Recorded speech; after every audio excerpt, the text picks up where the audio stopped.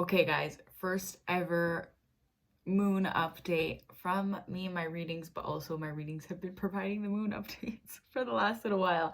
I have 5 messages for you today for the new moon.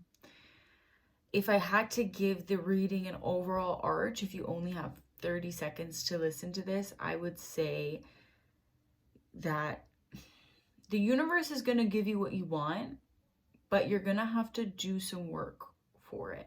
And it's not the work that you're expecting it to be.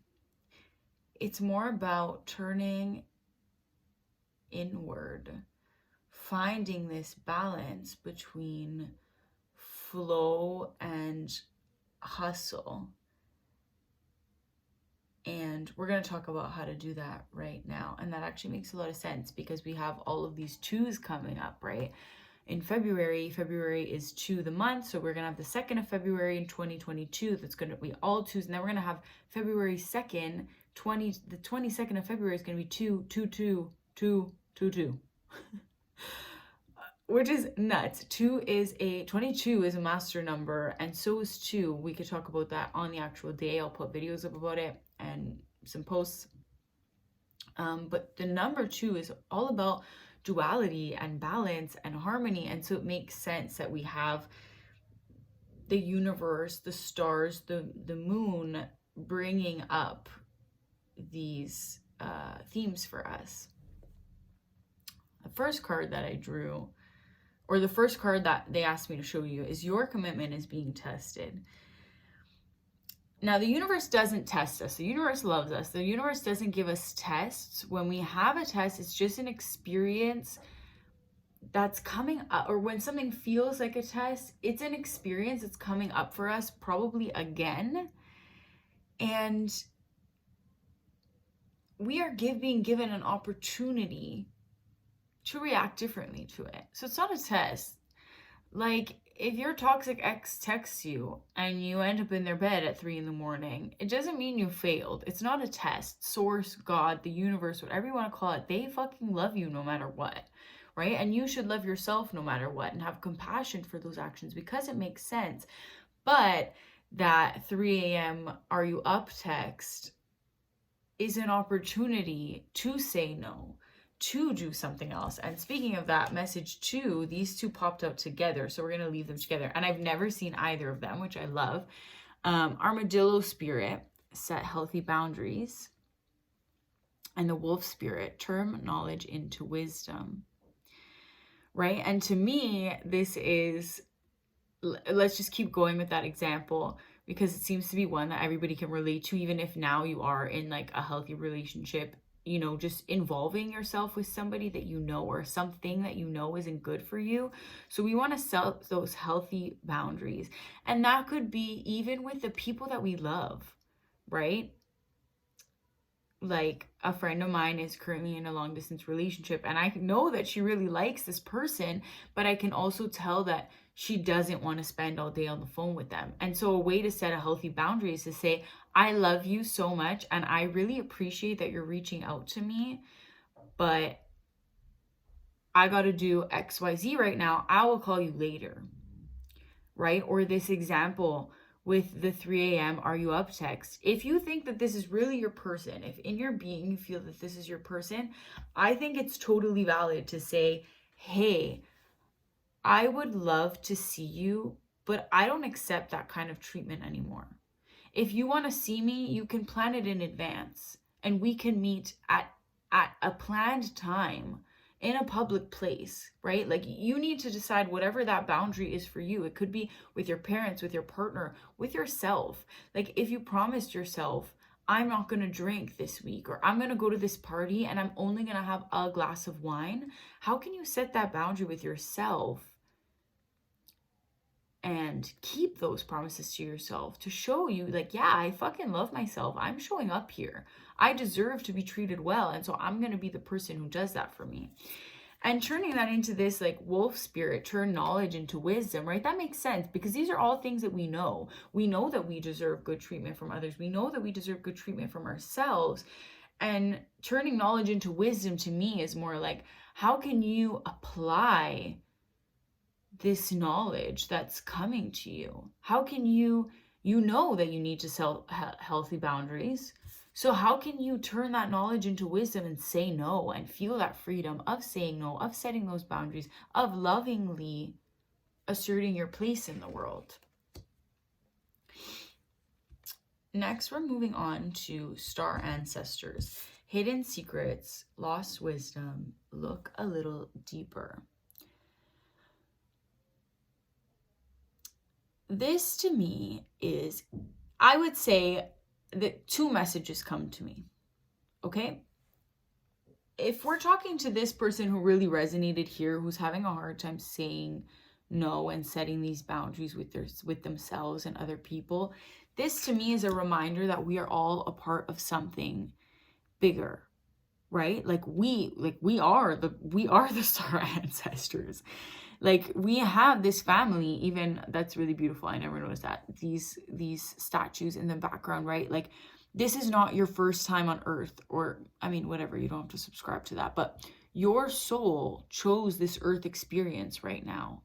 And it's bigger than you. These twos that are going to come up for us in February, it's a reminder that we are not alone. And so if you're this person who is dealing with this in the 3D world right now, this saying no, this setting boundaries, I would say for you, this is a reminder you are a part of something bigger. You are connected to the whole universe.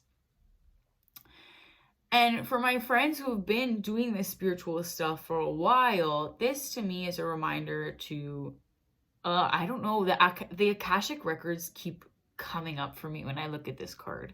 And if you don't know what that is, like, don't worry. You can ask me. We can have a chat about it. You can look it up on YouTube, see if a meditation pops out to you, see if that's something interesting for you. It could be that you have an angel or a guide that you like to work with, and this could be a great time to connect with them.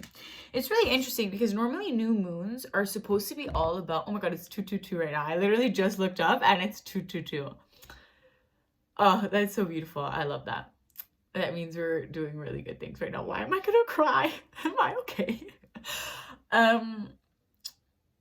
It's really interesting to me that this reading in particular, new moons are usually all about starting new things.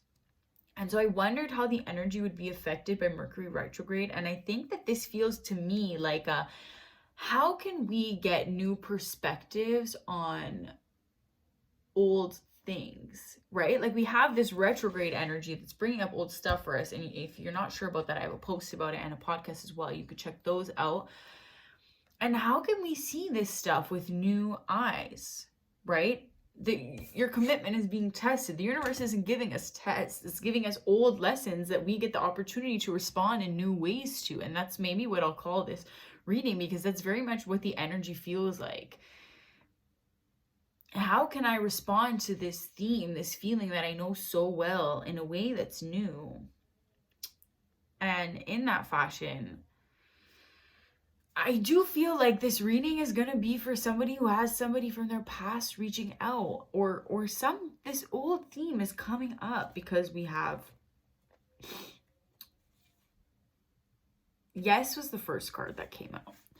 And there must be a few yeses in this deck because I've never seen this one. And I love that she's holding like these, actually the white one kind of looks like the earth, but I love like this balance. Like she is holding all of this power in her hands. The light, the fire, everything. She has everything inside of her. And it's a full body yes. And to me, that is whatever came up for you when these first cards came up, whatever that boundary is, whether it be with yourself, with your family member, with your lover, whoever it is, yes, it's that. And yes, it will be resolved, but you need to let go of something. What is it that you're holding on to, right? And so I asked for clarity. So what do they need to let go of? And we got to see the big picture card. So whatever this like dependency that we're seeing, that we're feeling here, we can't let go because it doesn't feel bad. You know, like maybe your glass of wine at the end of the night doesn't feel bad. Or maybe keeping your ex in your life feels kind, right? And the angels are saying, like, look deep, like, look to your ancestors, look deep inside of your soul. See look at the big picture, you know that this isn't right for you. Turn knowledge into wisdom. You know in your knowing, but you don't know yet in your being. And so they're asking you to let go. They're saying, yes, you're going to get what you want, but you have to let go of whatever this dependency is first. Again, whether it be like, and you guys know, I fucking love tequila, but there are times to take a break, right? And so if, I don't know why this topic of like an ex keeps coming up. This must be for somebody specific. So if it's you, please reach out. I'm so curious. And if it's not you, we're almost done. We have one card left. If it's not you and this is like confusing, reach out. Maybe it's time to have a one-on-one reading. But this topic of an ex keeps coming up, or like an old friend. Just because somebody's not in your life right now doesn't mean that they never will be in your life. Or sometimes if you have a reading, like sometimes I'll have a reading with somebody and I'll say your soulmate is coming, and they'll be like, oh my God, but I'm already dating this person. But you don't know, because I'm not doing a reading for the other person, right? They could be about to go through the biggest change of their life. And that's like a new person, right? Them renewing and refreshing their energy. I'm a totally new person as to who I was like 3 or 4 years ago.